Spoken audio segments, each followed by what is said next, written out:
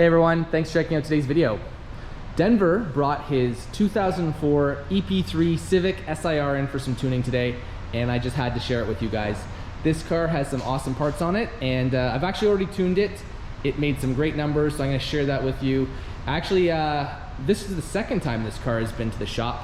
It came earlier with some different parts on it, and it didn't perform so well. But that has all been rectified as of today. So I'm gonna share those results and the new results with you and go through some of the details of what we've gone through with this car. But it's a super nice Civic EP3 and I thought I'd share it with you guys. So like I said, 2004, so this car originally had 5-bolt, but Denver went and upgraded it to all DC5 suspension. It has the full DC5 front and rear suspension and brakes. So the aluminum lower control arm, the Brembos, and bigger brakes and whatnot. So super cool setup on this EP3. As for the engine, that's where it really gets interesting. This has the swap that everyone wants. It is a K20, K24 hybrid.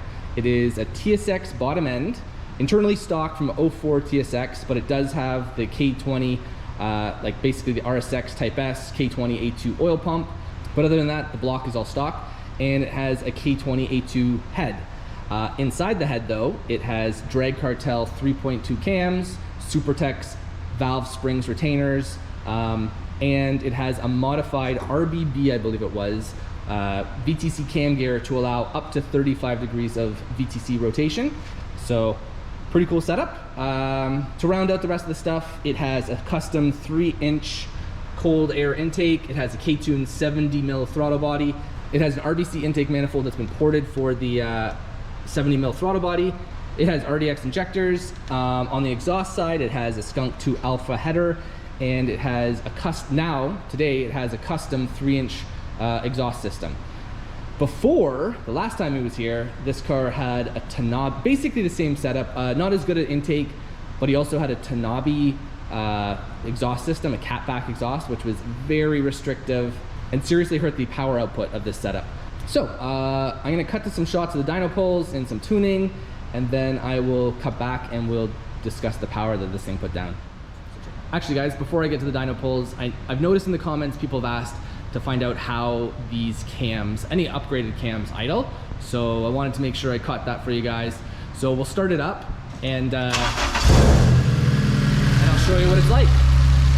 So in all honesty, it idles perfectly normal. You honestly can't tell that there's a set of cams in there. They're not lumpy. The exhaust note sounds normal.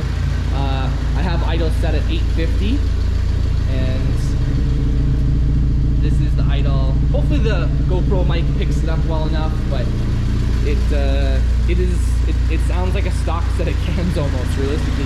There's no real telling that these are technically like a stage 3 cam. So hope that helps guys. I know I've noticed it in the comments that people have been asking about how they idle. So there you go.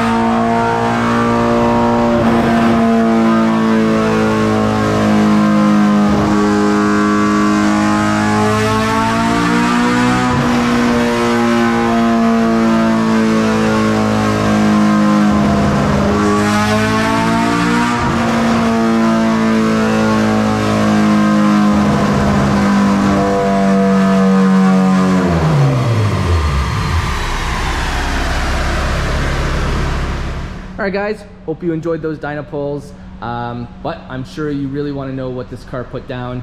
Before I share those final results, I do want to share how we got to the numbers that we got to today and what it took to get to them.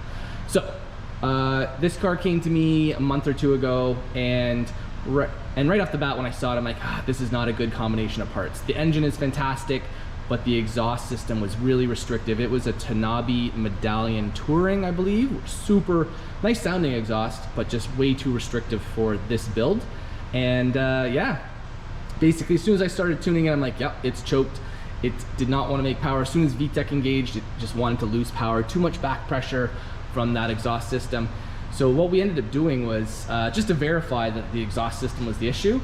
After I got about partway through tuning and a few pulls in, getting this setup close enough so we could do full pulls, I basically disconnected the exhaust system at the header and ran open header to see how it would perform. And I have, so up here on the graph is how it performed with the Tanabe Medallion Touring exhaust system connected, and then I have another graph where I disconnected the exhaust system and just ran open header. So let me put that up on the screen and I'll show you what I found. So in red is with the Tanabe exhaust system on, with blue is open header, and right off the bat you can see huge improvement in power. Huge improvement from red to blue. So at that point we're like, might as well stop the tune. Why don't you get a real exhaust system put on it and come back? So today was the day. It has a better exhaust system on it, and I did the full final tune, and the results are way better than what it was last time. So let me bring up the graph of today's results and share that with you. All right, guys, up on the screen I have the final results from today and the results from a couple months ago with the restrictive exhaust. All said and done, we hit 260 wheel horsepower, 186 foot-pounds of torque, and super linear power band. These Cartel 3.2 cams are like super smooth. They just keep pulling. We stopped at 8,000 RPM because it was starting to plateau a bit, and also this is a completely stock K24 A2 bottom end out of an 04 TSX. This has the not so strong rods. The 06 Plus are stronger and safer for revving a bit higher, but we stopped at 8 because that's where it made some good power and for longevity of the engine basically. But as you can see, today's results, as soon as we started doing the pulls, it made way more power than it's ever made before with the old exhaust setup, and it just goes to show, like, this setup was fantastic, really well built, well sorted out engine, but you're only as good as your weakest link. And if the exhaust system, that one little piece, if it's not good enough to match the rest of the bits and pieces, it's gonna hold you back. So, hey guys, how's it going?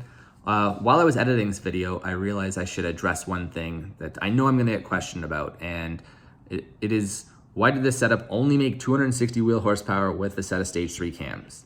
And the quick answer is, in my opinion, this engine is slightly over-cammed.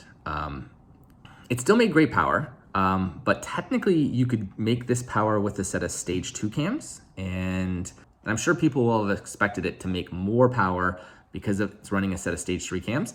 In this case, I believe the engine is just slightly over-cammed and just doesn't have enough compression to take full advantage of the stage 3 cams.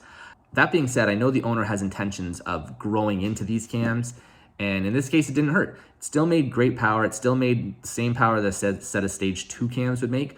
But when the owner does build the bottom end with more compression that will suit these cams more, the setup will definitely take full advantage of these set of stage 3 cams. So anyways, that's it. That's all I wanted to say. Just wanted to add it to the video before I close it out.